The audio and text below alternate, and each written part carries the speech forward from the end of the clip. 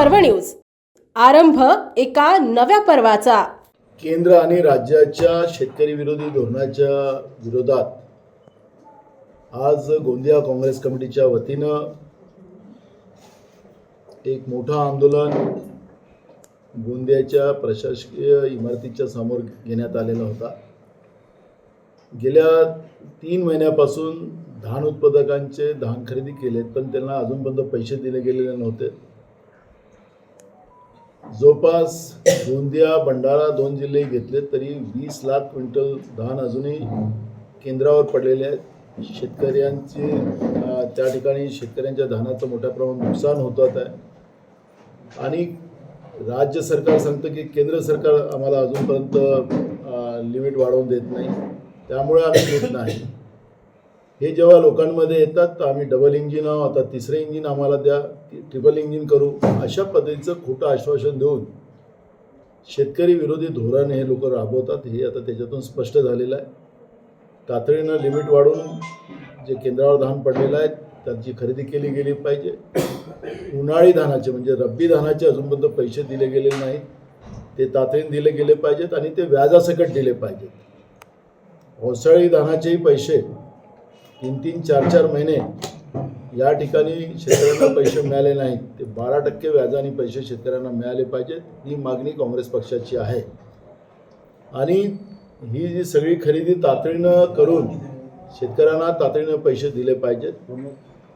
विद्युत जी आहे आता शेतकऱ्यांना मिनिमम 16 तास तरी शेतकऱ्यांना मिळाली पाहिजे, ही मागणी आमची आहे। सौर ऊर्जेच्या नावाने शेतकऱ्यांना फसवण्याचं काम राज्याच्या फडणवीस सरकारने सुरू केलेलं आहे। त्यांनी हे फसवण्याचं काम सोडावं आणि शेतकऱ्यांना सरळ विद्युत कनेक्शन त्यांच्या ॲग्रिकल्चर पंपाला द्यावे, ही मागणी आमची आहे।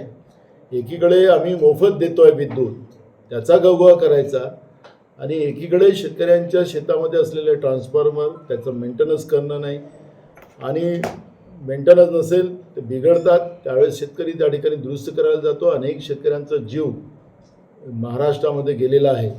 त्यामुळे शेतकऱ्यांना फुकट देण्यापेक्षा नाममात्र दरात शेतकऱ्यांना विद्युत द्या, आम्हाला त्याचा विरोध नाही।